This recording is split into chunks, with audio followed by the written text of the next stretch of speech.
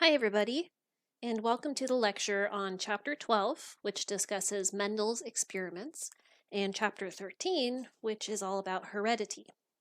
We're going to tackle these chapters together because they complement each other, and the understanding of one directly plays into the understanding of the other. So, with that being said, let's start talking about this thing called heredity or inheritance. Inheritance is an extremely important concept, and it has been an extremely important concept for thousands of years. Humans have depended on their understanding of how inheritance works, which for a very long time was very simple in that humans could recognize that offspring tend to resemble their parents, even if they didn't know how that it worked. But this was important nonetheless because it contributed into this phenomenon called selective breeding, by which humans were able to take organisms with desirable traits and enhance them by choosing which organisms got to breed. For example, this guy right here is called a mouflon, and this species is thought to most closely resemble the ancestor of modern domestic sheep. Fast forward to today, and sheep look like this. This is Shrek the sheep from New Zealand. And Shrek was a sheep who managed to escape being sheared by hiding in a cave for 5 years. And over those 5 years, he was able to grow this massive amount of wool on him. He became a national icon. He even got to meet the Prime Minister of New Zealand at the time after he was recovered. But the reason why I'm telling you this story is because it ties back into inheritance and how our understanding of inheritance made this possible. It made it possible because many thousands of years ago, humans were able to recognize that offspring resemble their parents, and therefore, if they took the wooliest domestic sheep and bred them together, then they would end up with woolly offspring. And if they kept doing that over and over again, they could guide the evolution of these domesticated animals in a particular direction until you end up with the monstrosity of Shrek the sheep that we have today. So, hopefully, this anecdote leads you into this concept of inheritance nicely. We've already defined inheritance as the transmission of qualities from parent to offspring, and it simply refers to the observation that the traits of offspring tend to resemble the traits of their parents, which is something that we already know.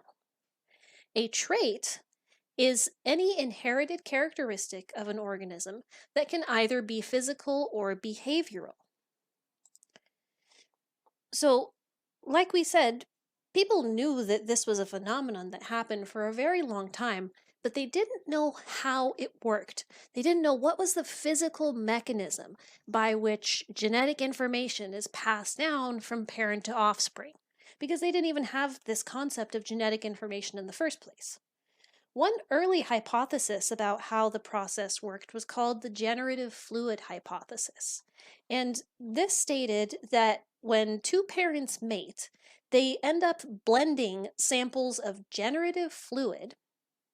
And when those samples of fluid mix together, they produce offspring that have some sort of an intermediate trait that's somewhere in between the trait of the two parents. So, for example, what this would look like is if a red flower mates with a white flower, then their generative fluids would mix together and produce something that is a blend of the two, which would be pink flowers for their offspring.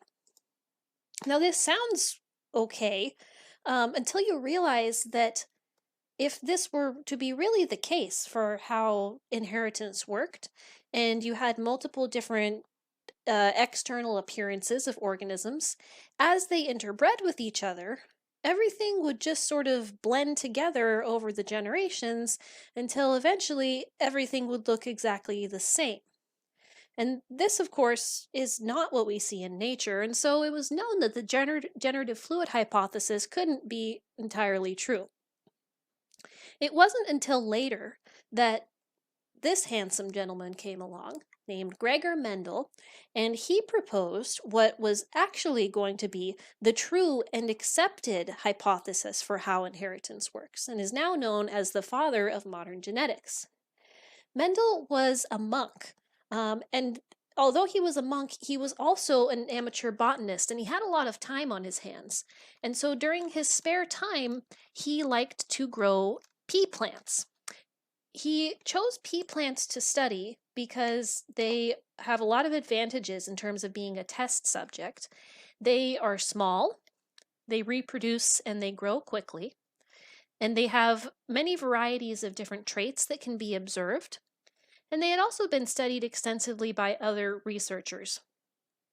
Finally, pea plants can be fertilized in a controlled manner, which is a very important characteristic because what Mendel was doing was he was growing different pea plants, and then he was choosing the ones that would get to mate with each other. And then he would look at what their offspring looked like and try to come up with an idea of how the inheritance of those traits worked. What you can see him doing in this depiction right here is taking this little paintbrush-like structure and essentially transferring the pollen from the flower of one pea plant over to the flower of a separate pea plant. And in doing this, he was able to act more or less as the pollinator, such as a honeybee, and transmit the pollen between two different flowers and choose the organisms that mated in order to observe the results. And as you'll see as we talk about his experiments, he did this literally tens of thousands of times. He did this so many times, I cannot even stress to you enough how boring it must have been, but he did it, and because he did it, and because he observed all these thousands of offspring of these pea plants, we have the modern theory of inheritance that we know today. Before we start talking about his experiments in more detail, let's take a look at the anatomy of a pea flower, which is the overall reproductive structure of the pea. And it's important that we look at this because peas are not like us. In humans, the male reproductive parts and the female reproductive parts are found in two separate organisms, whereas in pea plants, they are found in the same organism. Specifically, the female gamete, what we would think of as like the human egg, is found in the ovary down here in this part of the flower. And those female gametes are called ova. And the male gamete, or what we would think of as being like the sperm of the flower, is found in the anther. And the anthers are these little bulbs that are sticking up here. So what this means is that it is both possible for a flower to mate with itself, as well as for that flower to mate with other individuals. Self-pollination is what happens when the flower is allowed to have its pollen become exposed to its own ova. And cross-pollination is what you get when you take the pollen of one flower and transfer it to the pollen of a separate flower. And both these things are possible because the male and female reproductive cells exist in the same flower. So now that we understand what the pea plant looks like and how its pollination works, let's take a look at what Mendel did in his experiments, and eventually we will look at what he found. Before all of Mendel's experiments, what he did was produce true breeding varieties of peas. True breeding essentially means purebred. And in order to do this, what Mendel would do is allow one variety of pea to self-pollinate for multiple generations in order to ensure that it consistently produced offspring that always looked the same. So in other words, if the pea plants had white flowers, he would allow that pea plant to reproduce with itself over many generations to make sure that it always yielded white flowers and never any other color of flowers to make sure it was purebred. So a true breeding organism is one that always passes down certain traits to his offspring, and this is what Mendel made sure of before he started his experiments. Let's take a look at what he did in his first experiment. What he did is he took two true breeding varieties of peas that had different textures to their pea seeds. One of the parents was true breeding for a round or smooth texture, and the other parent was true breeding for a wrinkled texture. He crossed these parents with each other, and he found that in the next generation, 100% of the offspring looked like the male parent with its round texture, rather than like the female parent with her wrinkled seeds.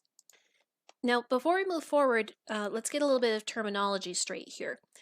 The generation here, as you can see, is labeled the F1 generation. And that stands for the first filial generation that comes from the parent seeds. So this generation is considered the parent generation, and then from it we get the F1 generation. After this, he allowed all of these smooth textured F1 generation peas to self-pollinate and self-fertilize to produce the F2 generation. So it goes parent, F1, F2, and then if you proceeded, it would go F3, F4, etc. In the F2 generation, which came from the F1 generation self-pollinating, self-fertilizing, he saw these numbers. And I wasn't kidding when I said he did this thousands of times. There were 5,474 smooth textured peas and 1,850 wrinkled textured peas. What was interesting and striking about this is that even though the F1 generation was 100% consistent of peas that looked like the male parent, in the F2 generation, he saw the wrinkled texture reappear, even though it wasn't in the F1 generation. Now, if we look at these numbers here, what is the ratio of round peas to wrinkled peas in the F2 generation data? You can get this ratio by dividing the first number by the second number, and give me this value out to 2 decimal points. How many round peas to how many wrinkled peas were found in this generation?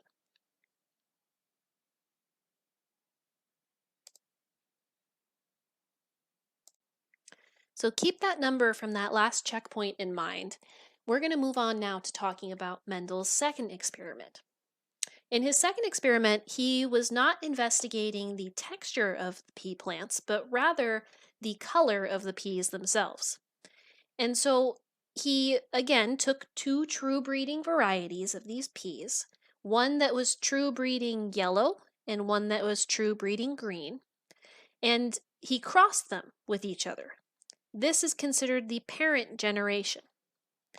In the first filial generation, the F1 generation, he found that 100% of the offspring were yellow, like the male parent, and not green, like the female parent. Then, just like in the first experiment, he allowed the F1 generation peas to self-pollinate. And in the F2 generation, these are the numbers that he got. 6,022 yellow peas to 2,001 green peas. So what is the ratio here of yellow peas to green peas? Well, just by looking at it, you can probably tell that it's pretty close to 3-to-1. And if that sounds familiar, and I'm not going to make you calculate this one, if that sounds familiar, it's probably because your other number that you got was also pretty close to 3-to-1. And in fact, Mendel did this same pattern of crossing 2 true breeding varieties, not for 1, not for 2, but for 7 different traits in these pea plants. He looked at seed texture, seed color, flower position, the height of the plant, the shape of the pod, and the color of the pod. And every time he did this, he came up with a F2 generation ratio that was very, very close to 3-to-1. So he knew that something was going on here because this couldn't just be the result of randomness. There has to be some sort of explanation for this consistent 3-to-1 ratio. So Mendel's first investigation and his first hypothesis that he came up with was dedicated to addressing the question of why are the F2 ratios always so close to 3:1. The hypothesis, which we now actually call a principle because it is so sound and well supported, is today described as Mendel's principle of segregation. Mendel's principle of segregation stated that instead of the genetic material being a fluid, like was stated in the generative fluid hypothesis, the genetic material was actually made up of these discrete particles. He also hypothesized that in any given plant, every trait is determined by exactly two of the particles. One particle that comes from the male parent and one particle that comes from the female parent. And then finally, he hypothesized that one of the particles dominates over the other. And although Mendel referred to these things as particles, today we recognize that what he was really talking about are genes. A gene is defined as a segment of DNA containing a set of instructions for a particular process or product. We know at this point, based upon what you've learned in this class, that every individual organism has a double set of chromosomes because they are diploid. Half their chromosomes came from their mom and half came from their dad. And when that organism goes to pass down those chromosomes to their offspring, they will only pass down one or the other. This is where the idea of segregation comes into play, because what segregation means is to keep apart. And so when this was described as the principle of segregation, what it was really referring to is the fact that when organisms make their gametes, they actually segregate their chromosomes in such a way that the gamete only has a haploid set of chromosome in it. The chromosomes get separated, as we saw when we discussed meiosis. Hence the fact that every parent only passes down half of their genetic information to their offspring because their chromosomes get segregated into haploid gametes. Now, we know that genes are made of DNA, and that DNA is a type of nucleic acid which is composed of nucleotides. So in this checkpoint here, for the purpose of reviewing and leading into the rest of our discussion, I want you to describe for me the structure of a DNA nucleotide as we have learned it.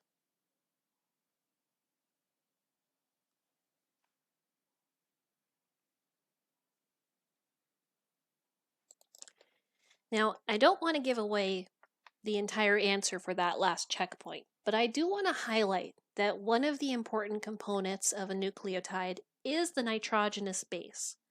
And the nitrogenous base can be 4 different things in a molecule of DNA.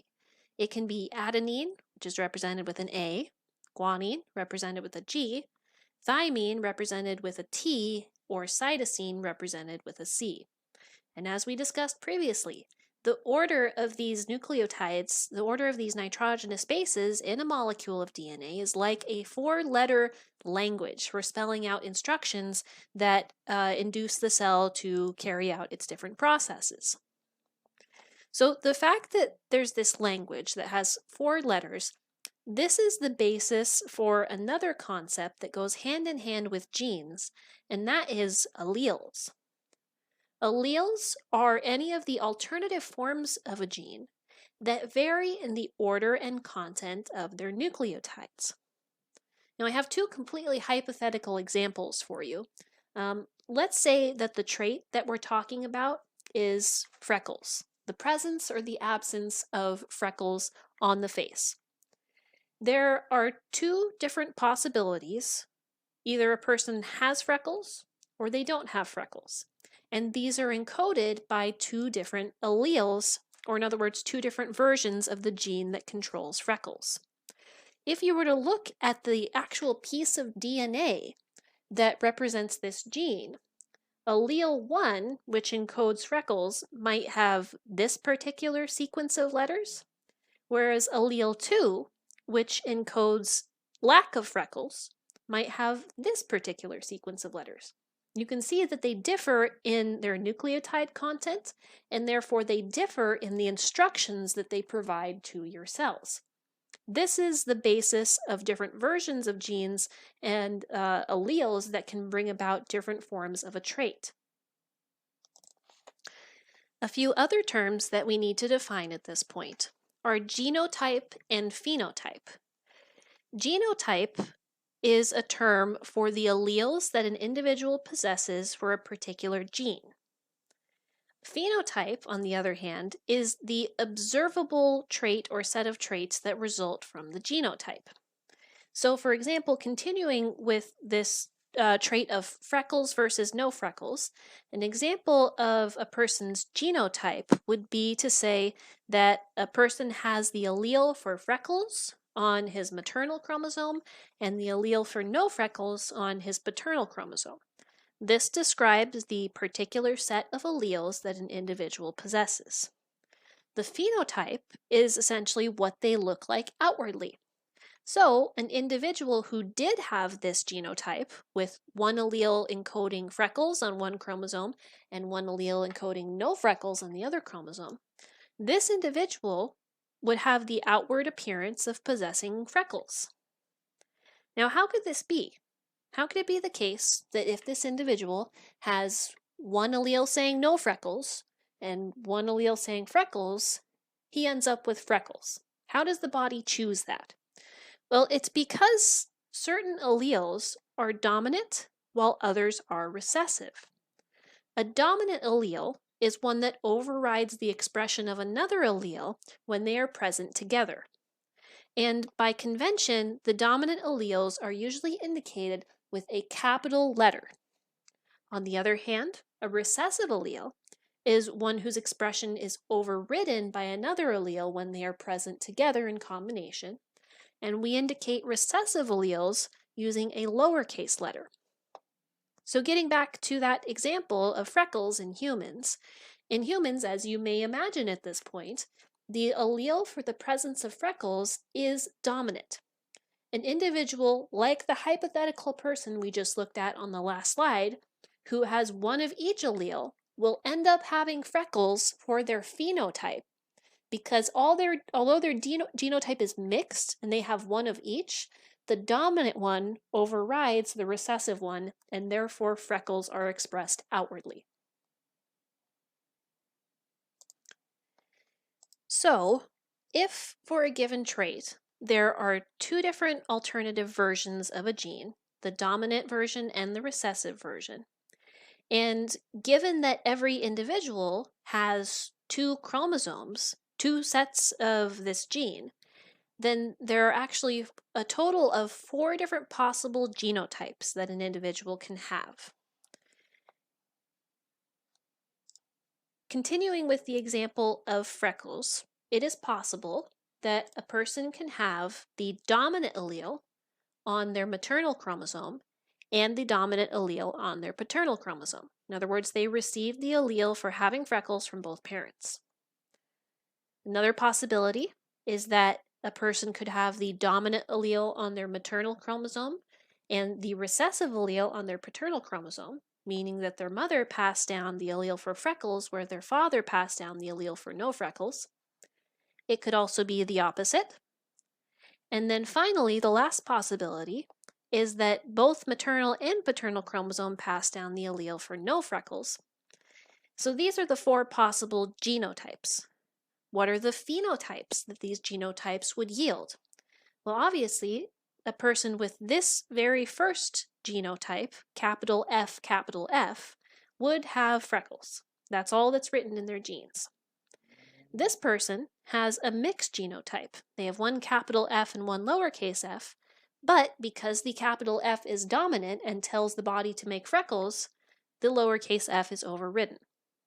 That is likewise the case for the third possibility here. And for the final possibility, with the 2 little f's, this is the only way that an individual can have no freckles at all, if they have 2 copies of the recessive allele and no copies of the dominant one to override them. This brings us to the introduction of a few other vocabulary words that we need to know.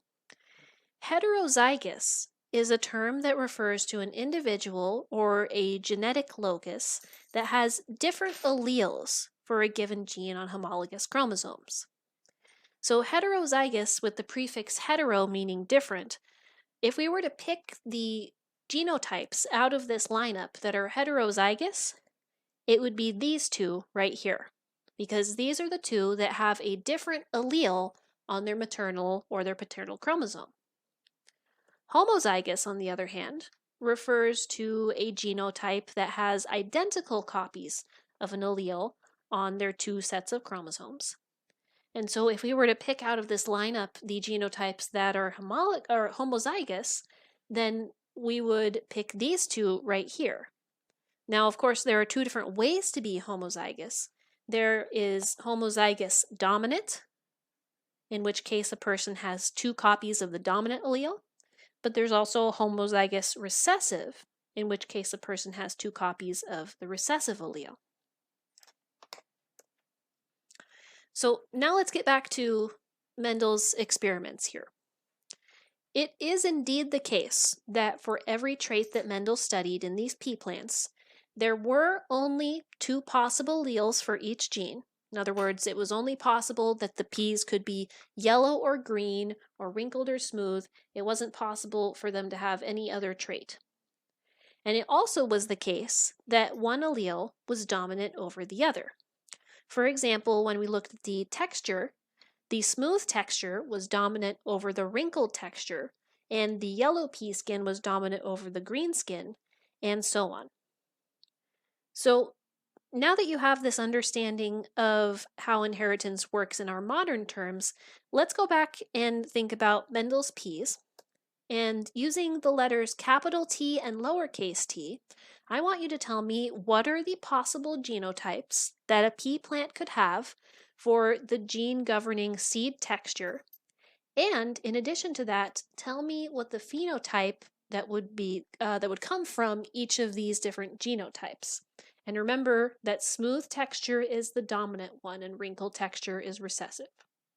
So to summarize, what are all the possible genotypes that a plant can have for seed texture, and what are the phenotypes that correspond with them?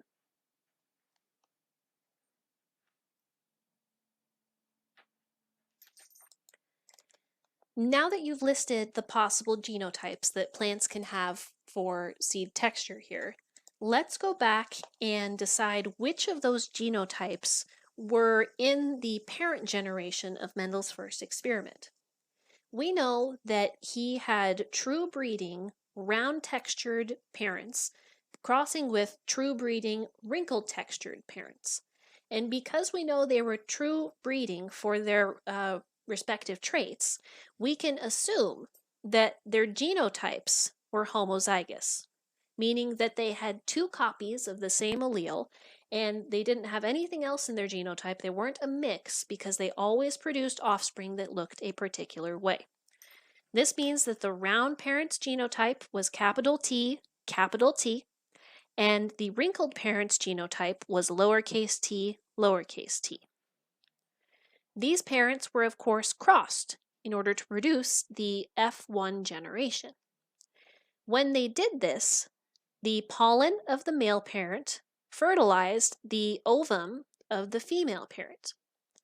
What genes did they introduce when they pollinated or fertilized in this manner? Well, let's talk about what we would have found in the pollen of the male parent. As we know, when the male parent produced its gametes by undergoing meiosis, then it would take these two chromosomes and split them up so that in each pollen granule there was only one chromosome or a half set of genetic information that it was passing down to its offspring. This is also true with the female parent. Given that they were true breeding and homozygous, every single pollen granule that was found in the male parent was carrying a capital T dominant allele on its chromosome. And given that the female parent had two little t's, every single ovum or egg in the female parent was carrying a chromosome with the recessive little t. That's all these parents have. That's all they can pass down to their offspring. But every pollen and every egg only has one chromosome that has either the capital T or the lowercase t on it. This means that when the male gamete, or the pollen, encountered the female gamete, or the ovum, when Mendel was fertilizing them with each other, the offspring were inevitably going to have a specific genotype and phenotype because 100% of the pollen granules contained a chromosome with the allele capital T. 100% of the female gametes contained a chromosome with the allele lowercase t. And when the two parents mate with each other, the offspring will get one copy of each, and therefore the offspring's genotype will be capital T, lowercase t, in all cases. This explains why in the F1 generation, 100% of the offspring had a smooth texture. Although they did get a wrinkled texture allele from their female parent, because they got the smooth textured allele from their male parent, they had the smooth textured phenotype because the dominant allele overrid the recessive allele. Now that part is not so difficult to understand. It gets a little bit trickier when we start looking at the F1 generation and how they self-pollinated in order to produce the F2 generation. So this is what the F1 generation looked like. Remember that these two components came from the same pea plant. So it was a matter of transferring the pollen from the anther of this plant directly to the ovary of the plant so it could fertilize the ova. So the question we need to ask ourselves is, what do the genetics of the gametes look like in this plant?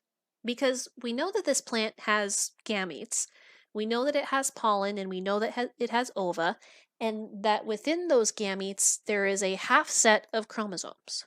So what do those chromosomes look like?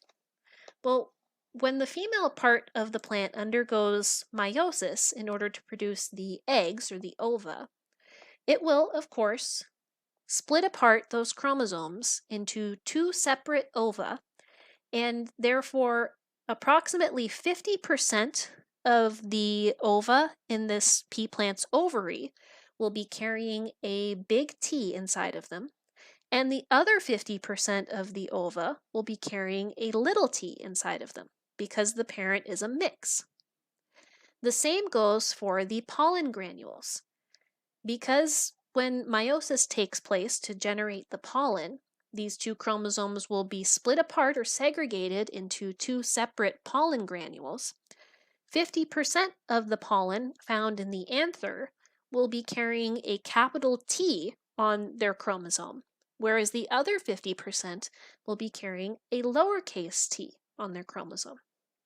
So the bottom line here is that unlike in the true breeding parent generation, which only had one particular type of chromosome that they could pass down to their parents, the F1 generation is a mix.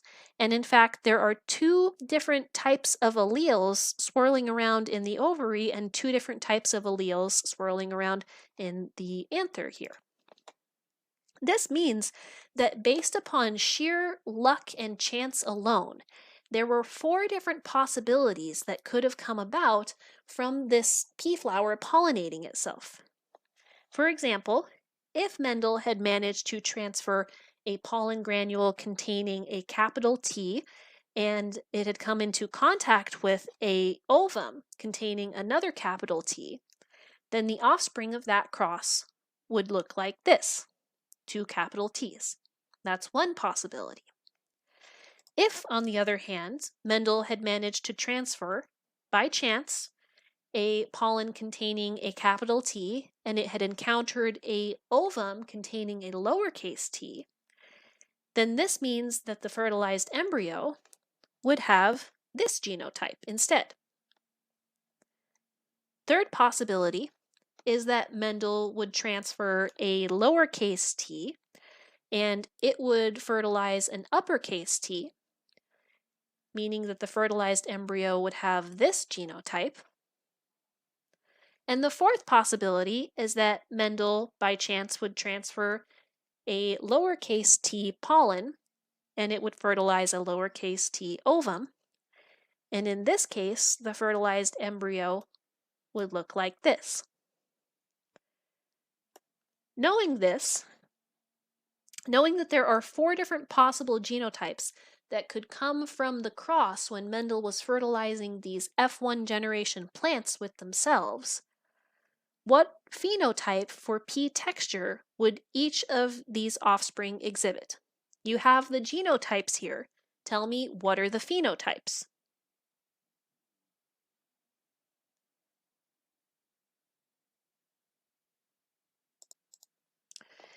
So to summarize what Mendel's principle of segregation told us, it was able to explain why all of the F1 generation plants were round textured, because it explained that each parent passed down one genetic particle and that one of those genetic particles ended up overriding the other one.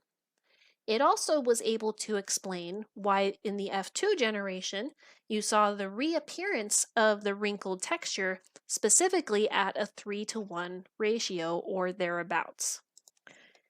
This principle of segregation is the basis for the modern tool that we use for calculating and predicting the outcomes of particular genetic crosses, which is a tool called the Punnett Square. Let's talk here about how you set up a Punnett square and use it to predict the outcome of a genetic cross. The first step in setting up this sort of tool is to figure out what alleles are in the gametes of each of the parents. Now, let's take the F1 generation self-pollinating as the focus of our example here. In the F1 generation self-pollination process, 2 pea plants, each of which had the genotype capital T, lowercase t, were crossed with each other. This means that the 2 possibilities that were found in the parent's gametes were capital T and lowercase t in both cases, because the 2 parts were coming from the same plant. Once you figure out what alleles are in the gametes, then you create a table that has one column for each possible allele for the male parent as well as for the female parent. It doesn't matter if you put the female parent on the top or the male parent on the top. They can go either way. The outcome will still be the same. And then the third and final step is that you predict every possible fertilization outcome by taking the letter that is at the top of a column and the letter that is at the side of a row and writing them together in the box that corresponds to them. So if we were to fill in this table in this manner, here is what we get. We have 2 capital T's in this box because it is from a column with a capital T and a row with a capital T. In this box, we have a capital T and a lowercase t because we've got the capital up here and the lowercase over here. Oh, and this is a typo right here. Let me fix that really quick. There we go. Sometimes auto capitalization gets me. But this box down here contains 2 lowercase t's because it is in a row with a lowercase t and a column with a lowercase t. And so you get the idea. The content of these boxes here then allows you to predict what the offspring are going to look like. You can see that this has predicted that 3 out of 4 of the offspring will have the dominant phenotype because 3 out of 4 of them will have at least one capital T. Only 1 out of the 4 will have the recessive phenotype because only 1 out of the 4 will have 2 lowercase t's, which is the only way to have the recessive phenotype. If you think that this sounds like it makes perfect sense with the 3:1 ratio that is seen in Mendel's experiments, then that's because it does make perfect sense, and this Punnett square thing followed from his conclusions that he made in his experiment. let's take a look at another example of a cross that Mendel also did in his experiments, where we complete a Punnett square to predict the ratios of offspring from a cross of an F1P and a wrinkled pea plant. Now the F1P, we know that its genotype was big T, little t. Therefore, when we complete the first step of predicting what is in this plant's alleles, we know that there are two different possibilities because it is heterozygous. Some of its gametes will have the capital T, and some of its gametes will have the lowercase t.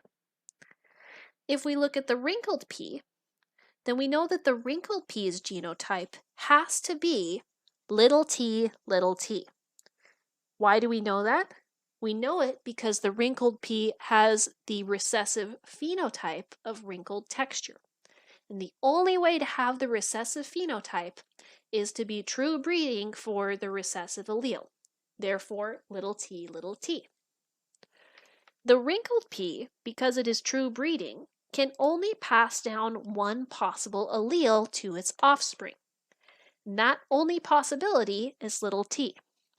So unlike in the last example, when we draw our Punnett square, it will be made with two columns corresponding to the two possibilities from the F1P, and only one row corresponding to the one possibility from the true breeding wrinkled pea.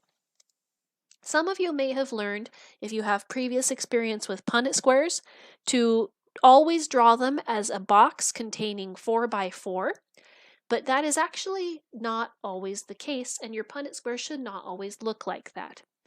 It's okay to do that with simple Punnett squares like these ones, but later on in this lecture, when we get to the incorporation of additional traits into our Punnett squares, you're going to see why it's not a good idea to make your Punnett squares the same size and the same shape every time, and rather instead to do it this way, where you pay attention to the different possibilities and make sure that your Punnett square matches the different possibilities for each parent here. Hence, for the F1P, there are two different possibilities that it will pass down. For the wrinkled pea, there's only one possibility, so we have a 2 by 1 square. When we go to fill this square in, this is what we get. The interpretation of this is that we predict that 50% of the offspring will have the round or smooth texture. That would be contributed by these ones right here. The other 50% will have the wrinkled texture. When Mendel performed this experiment and he crossed the F1 peas with wrinkled peas, he found 106 round offspring and 102 wrinkled offspring, which is pretty dang close to the 50-50 split that is predicted by the Punnett square. Now here I'm going to ask you to put this terminology to the test. Tell me which term correctly describes each of the two parents in the cross: homozygous dominant, homozygous recessive, or heterozygous. And remember, tell me for each parent.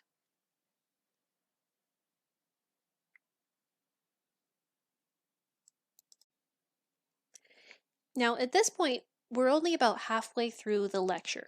And so if you want to take a break, this is the time to do it.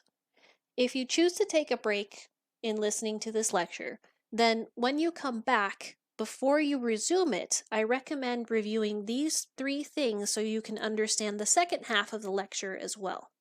First of all, review what Mendel did in his first series of experiments. Based upon the results of those experiments, what did he hypothesize about the way inheritance works? And then finally, what do we call Mendel's first hypothesis? What is the name of that principle?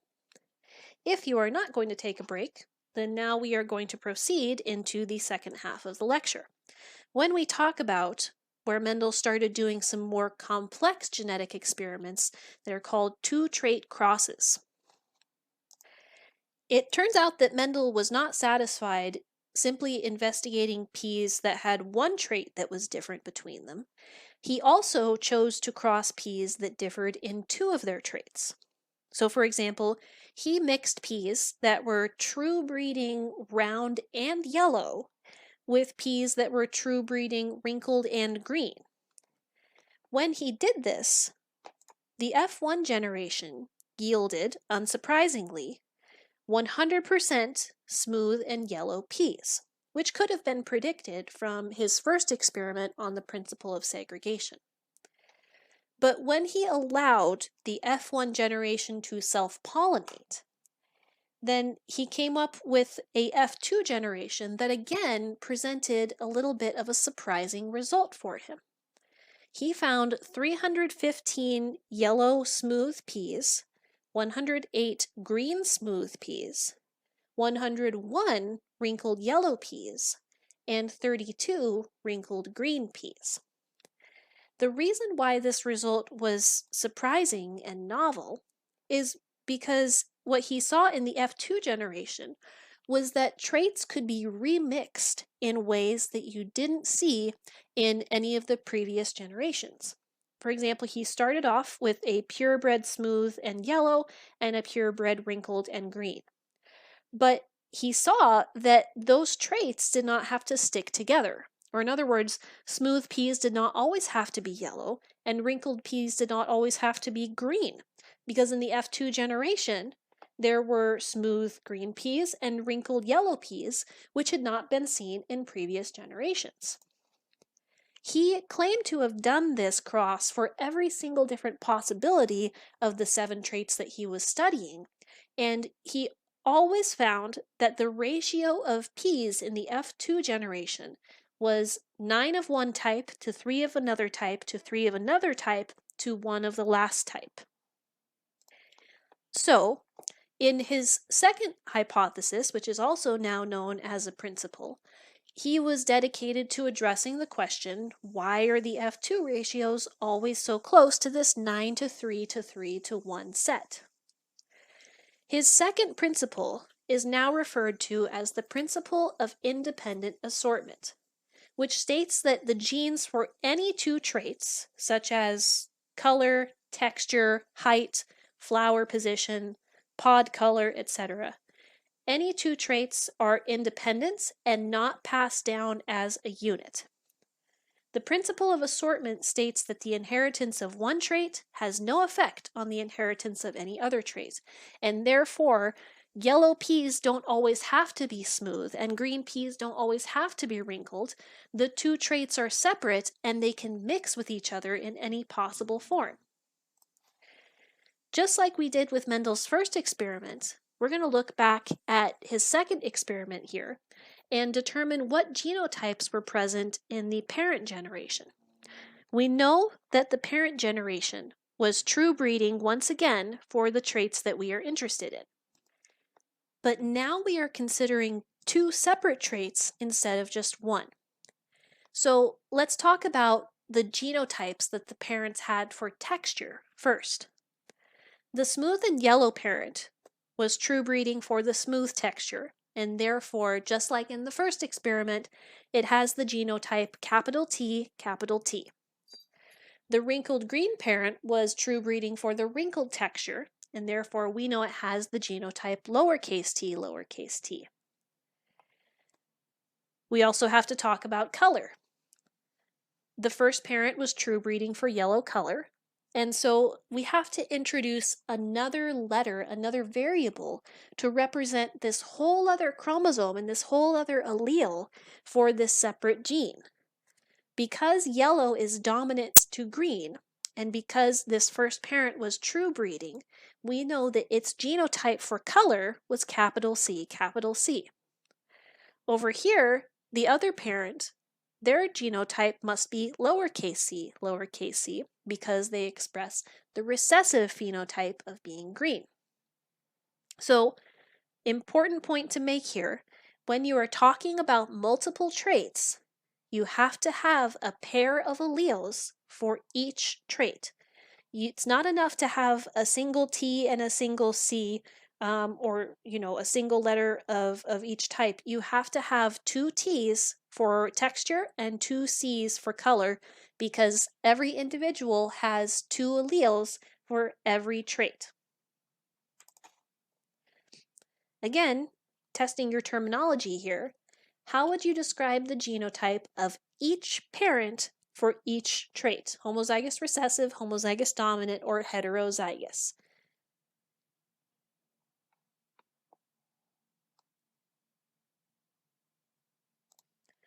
Now, let's take a look at what happened when this parent generation pollinated and reproduced with each other.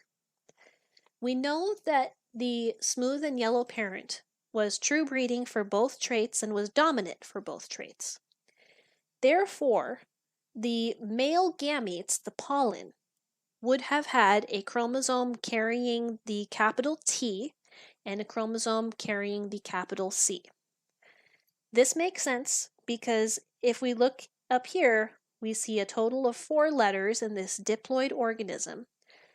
So we should expect in the haploid gamete, the haploid pollen, which only has a half set of genetic information, it should have only 1 T and 1 C, because these chromosomes segregate. The same goes for the wrinkled and green parent, which is recessive and true breeding. And so in all of the ova here, we should see the recessive allele of T in combination with the recessive allele of C. When the pollination took place, this inevitably means that the F1 generation would have gotten a capital T and a capital C from their smooth and yellow parent, and a lowercase t and a lowercase c from their wrinkled and green parent. Therefore, the genotype of every organism in the F1 generation would have been capital T, lowercase t, capital T, lowercase c. They all are the same because their parents are true breeding. All of them received a big T and a big C from the smooth yellow parent. All of them received a little t and a little c from the wrinkled green parent.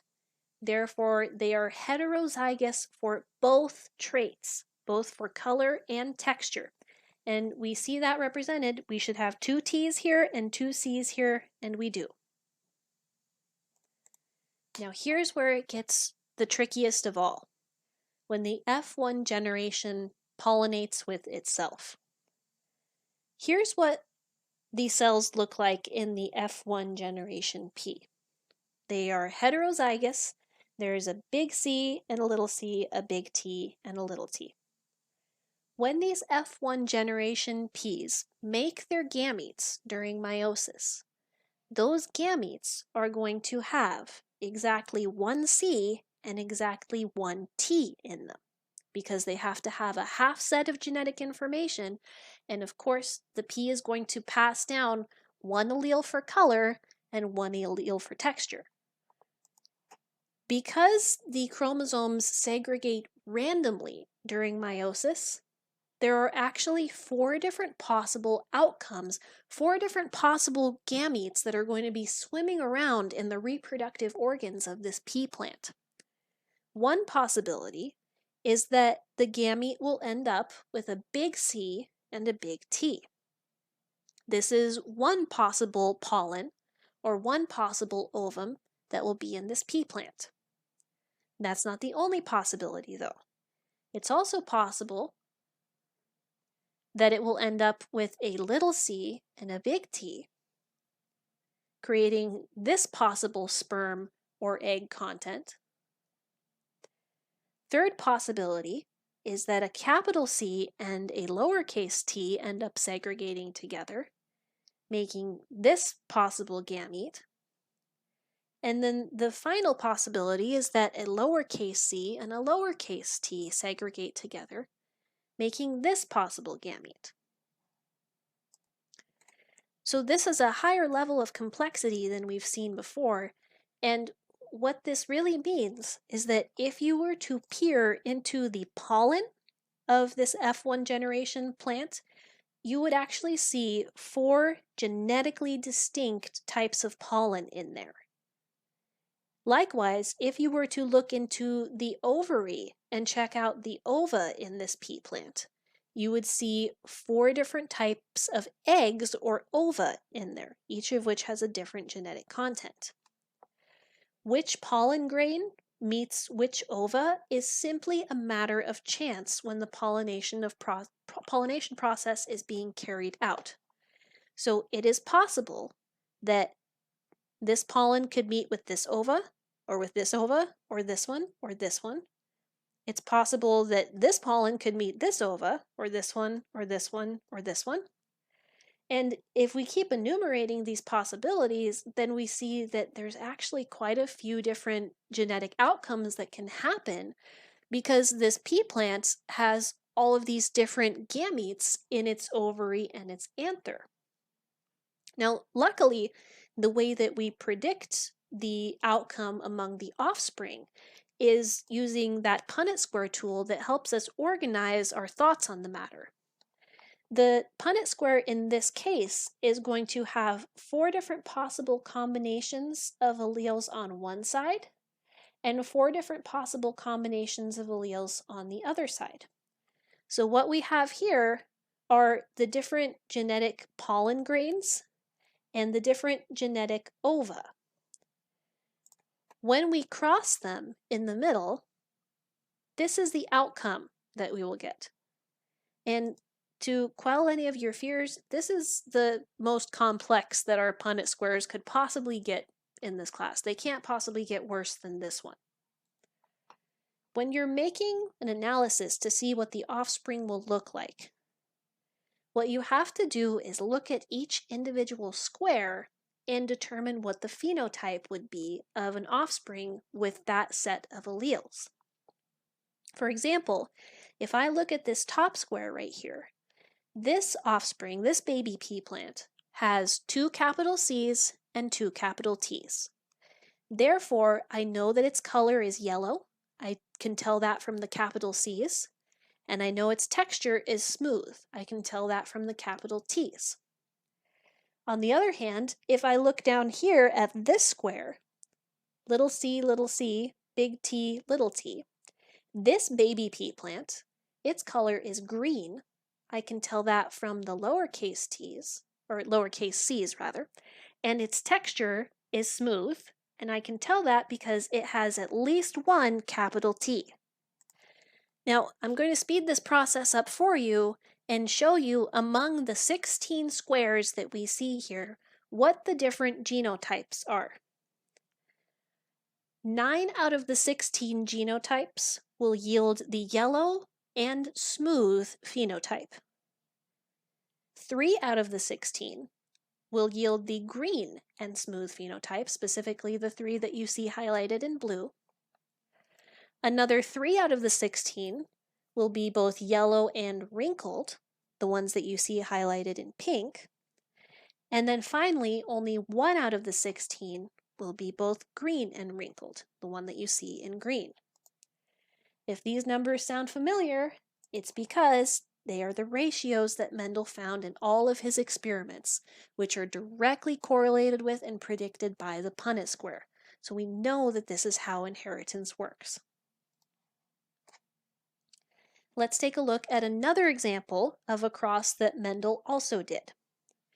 Mendel took the F1 pea plant and he crossed it with a true breeding recessive plant for both the color and the texture traits. Let's say we want to predict the outcome of a cross between these 2 parents. We want to start by determining what we would see in their gametes, what we would find in their pollen and their ova. One of these parents is easier to determine this for than the other. But let's start with the more complex parent.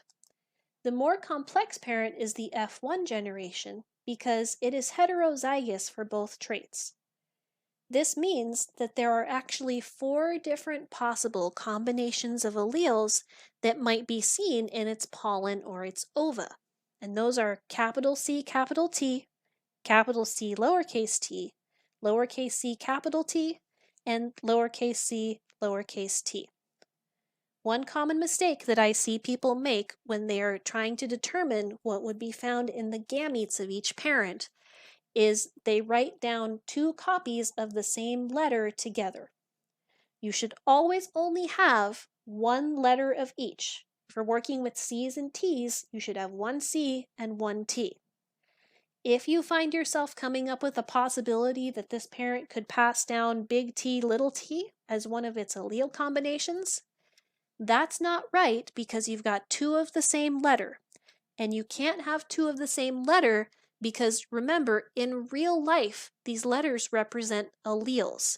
And this parent is only going to pass down one allele or one half of its genetic content for this particular trait. If you write down capital T, lowercase t, what that means is the parent is passing down two alleles for texture and no alleles for color, and that's not right. So now let's look at the other parent. The other parent is quite simple. It is true breeding and homozygous recessive on both counts. Therefore, every single pollen grain and every single ovum is only going to contain a lowercase c and a lowercase t. Now we have our Punnett square set up for us because we know that there are 4 different possibilities for one parent and only one possibility for the other parent here. Therefore, our Punnett square is going to be a 4 by 1. We draw our Punnett square, and when we fill in the boxes, this is what you should get. When you analyze the different phenotypes represented by these different boxes, you would find that 1 out of 4 of them, or 25%, would have the yellow and smooth phenotype. Another 1 out of 4, or another 25%, would have the green and smooth phenotype. The third possibility would be to have the yellow and wrinkled phenotype. And then finally, the green and wrinkled phenotype. When Mendel did this cross, he got these numbers right here, 24, 25, 22, and 27 respectively for the 4 different possibilities, which is, again, pretty dang close to the 25% each that is predicted by the Punnett square. Now for this one, you guys are going to be on your own. I want you to complete a 2-trait cross between peas that have the following genotypes: little c, little c, little t, little t, and big C, big T, big T.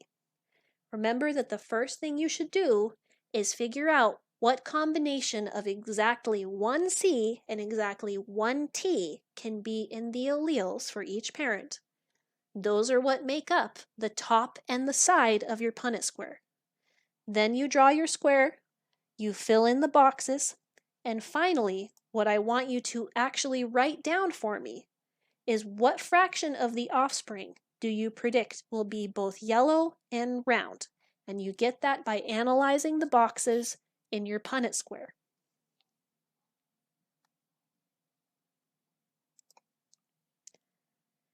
In this checkpoint, what I want you to do is restate Mendel's 2 principles in your own words. Tell me your understanding of the principle of segregation and your understanding of the principle of independent assortment.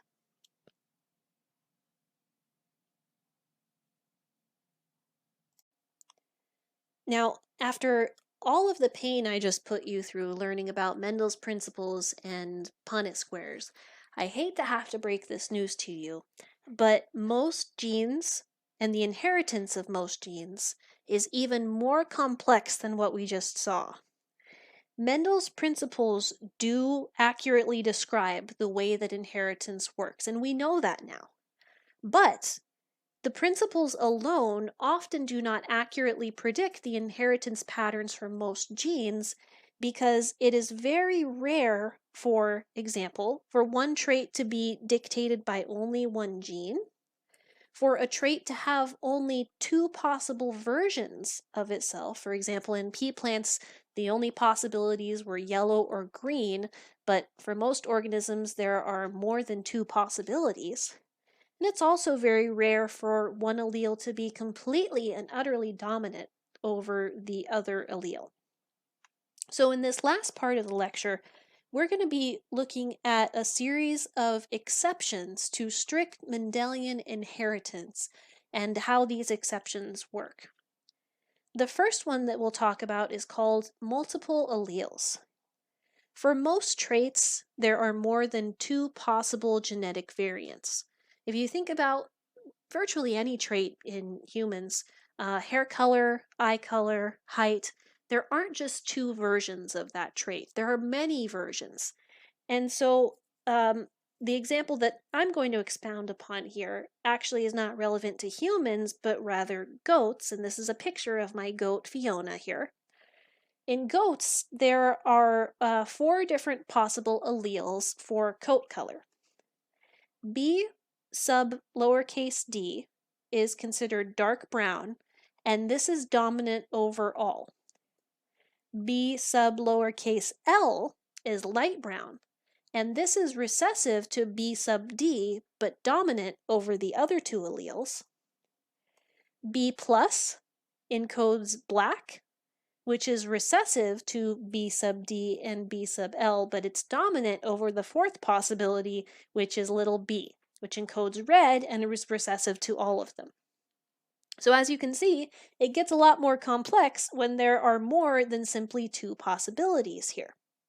Now, Fiona's main coat color, not paying attention to her white accents, but her main coat color is black. So knowing that, in this checkpoint, I want you to tell me, what are the possible genotypes that Fiona might have?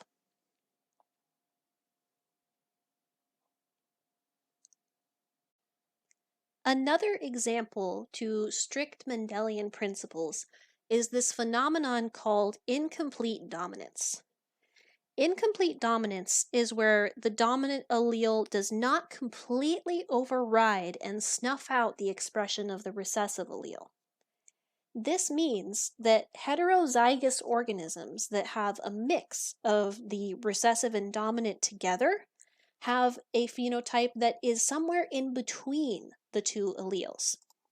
For example, this is how it works in snapdragon flowers, wherein the allele for red pigmentation is incompletely dominant over the allele for white pigmentation, which means that if a flower has one of each, one red and one white allele together, they come out pink because they express a combination of the red pigment and the yellow pigment, which blends to make pink. And it is examples like this one that are the reason why the generative fluid hypothesis that we talked about at the beginning of this lecture were proposed in the first place. Another example of incomplete dominance is in humans, the disease of sickle cell anemia. So there are 2 alleles in humans for making the hemoglobin protein. The normal allele is incompletely dominant over the diseased allele for making sickle cell hemoglobin protein. This means that heterozygous individuals who have one healthy allele and one disease allele, have a phenotype that is somewhere in between the completely healthy and the disease state. What it really means to have the sickle cell allele is that the hemoglobin in red blood cells causes them to take on a sickled shape that is unlike the normal red blood cell shape, which represents a healthy red blood cell. Therefore, an individual who has 2 copies of the dominant allele produces all normal red blood cells, and therefore they are healthy.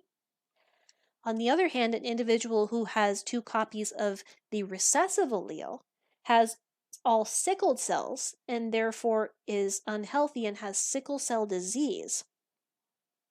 A person who has a mix of the 2, one healthy and one unhealthy, has something called sickle cell trait, wherein some of the red blood cells are sickled in shape, others are healthy, and people who have this version can have possible mild anemia, but they don't have the full-blown version of the disease, but likewise aren't completely healthy as well. A third exception to strict Mendelian principles is something called codominance. Codominance is exactly what it sounds like. It's where there are at least 2 alleles that are equally dominant, and there are other alleles that are recessive to both. A great example of codominance can be seen in human blood type, the ABO blood system. Within human blood type, the allele for blood type A is codominant with the allele for blood type B, while the allele for blood type O is recessive to both of them.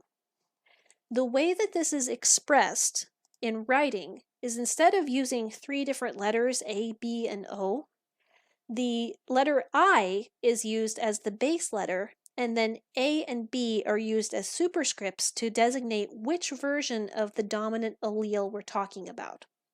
So the allele for blood type A is capital I because it is dominant, superscript A. The allele for blood type B, which is also dominant, is capital I superscript B. The allele for blood type O, which is recessive, is lowercase I. A person who has blood type A could either have the genotype of being homozygous dominant IAIA, or they could be IA and be a carrier of the recessive allele for blood type O. A person who has blood type B could have IB, or they could have IB and be a carrier of the recessive allele for blood type O. A person whose blood type is AB has one of each, and a person whose blood type is O has 2 little i's. Now, what your blood type really means is what type of proteins are sticking off of the surface of your red blood cells. There are 2 different versions of these proteins. There's A-type protein and B-type protein, and they don't like to mix with each other. A person who has AB actually has both on the same red blood cell, whereas a person who has type O has neither. If a person who has type A has their blood come in contact with type B red blood cells, then they will try to attack and destroy them because those B spikes look unfamiliar. Likewise, the same thing will happen if a person who has type B blood receives a donation from a person who has type A blood. They will try to attack that type A because the A spikes look unfamiliar to a body that is used to B. A person who has AB blood type actually has both spikes present on its cells, and therefore neither A nor B looks foreign to a person who has AB blood type. However, a person who has O blood type, everything looks foreign to them. Knowing that, I want you to, in this checkpoint, tell me a person with the genotype IAIB can receive blood from a person with what genotypes? What genotypes can donate blood to a person with IAIB and there not be a toxic reaction? Also, a person with the genotype IAIB can donate their blood to a person with what other genotypes and not have a toxic reaction. So this is a 2-part question, and keep in mind, I'm asking about the genotypes. I'm not asking for blood type, I'm asking for the set of letters that represents the genotype.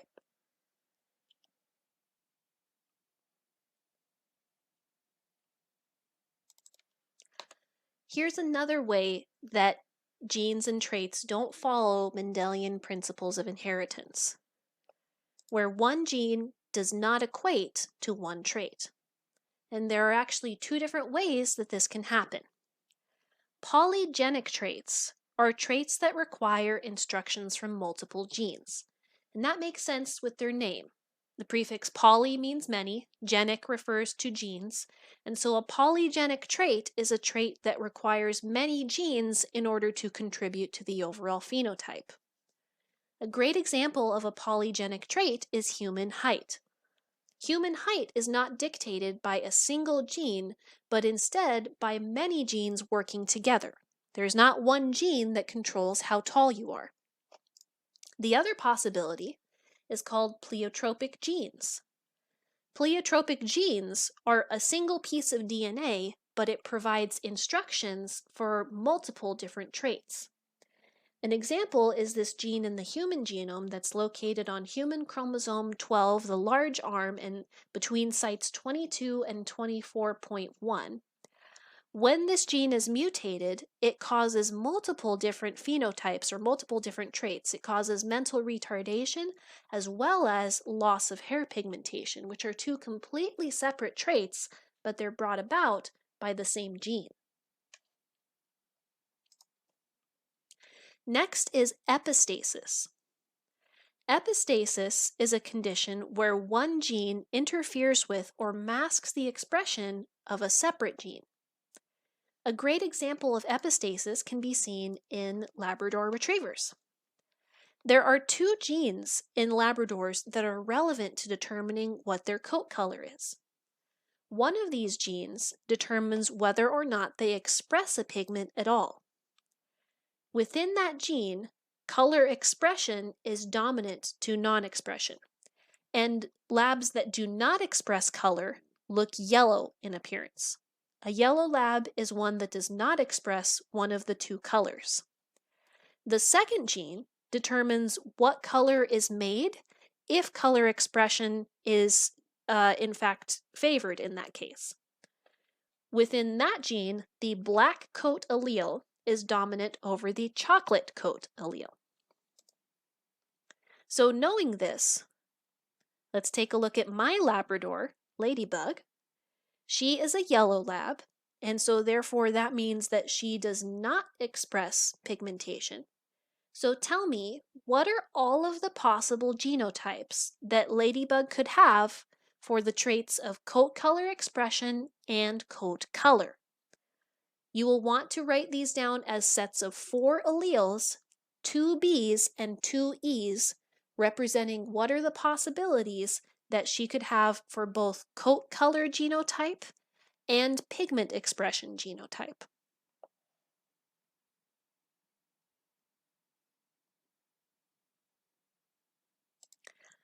And the final exception to Mendelian genetics that we're going to talk about here is called sex-linked traits.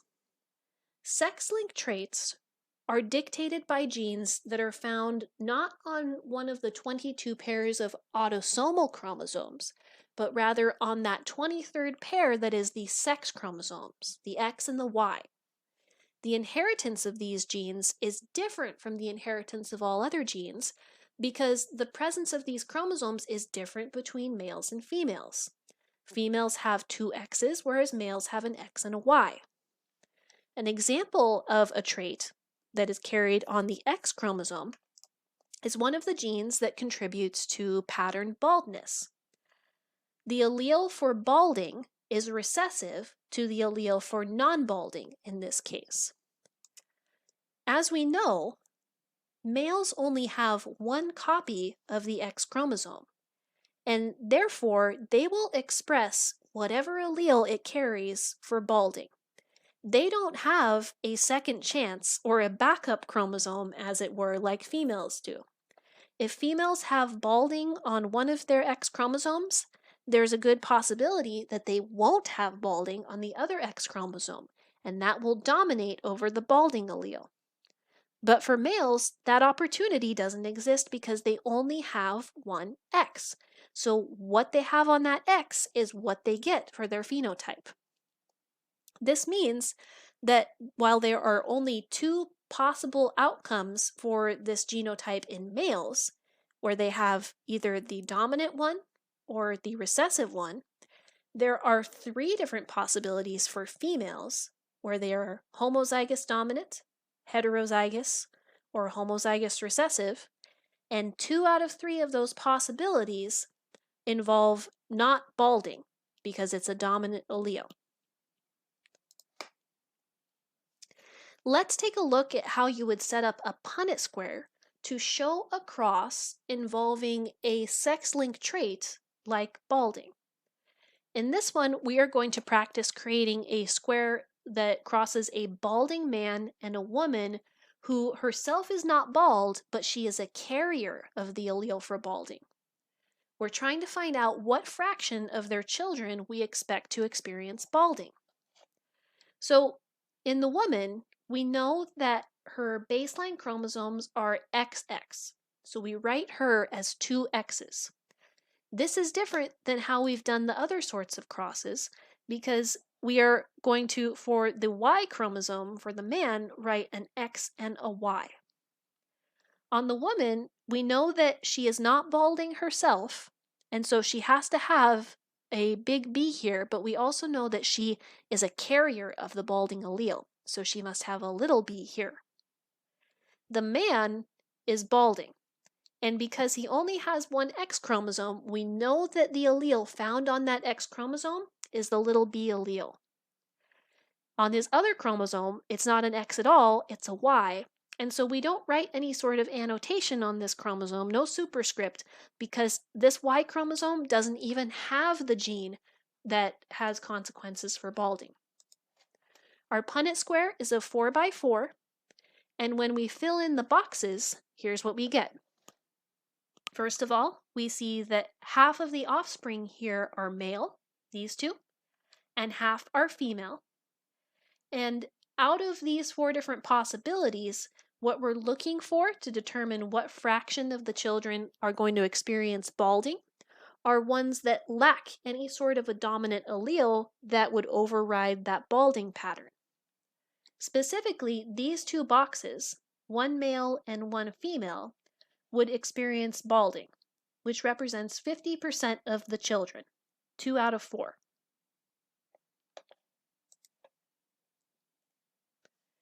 And finally, for our final checkpoint and our final slide of this long lecture, what I'm going to ask you to do is set up your own sex-linked Punnett square, not for balding in this case, but for another gene that is also carried on the X chromosome, and that is for the disease hemophilia. Hemophilia is a disease that stops blood from clotting properly. The gene that causes it is carried on the X chromosome and not on the Y chromosome. The allele for having the disease is recessive to the allele for being healthy. So the disease allele is represented as X superscript lowercase h. The allele for not having it is X superscript capital H. What I want you to do is perform a Punnett square to cross a woman who is a carrier of hemophilia with a man who is healthy. Remember that when you do this cross, you must cross an XX with an XY, and you don't put any sort of superscript on the Y because it does not have the allele.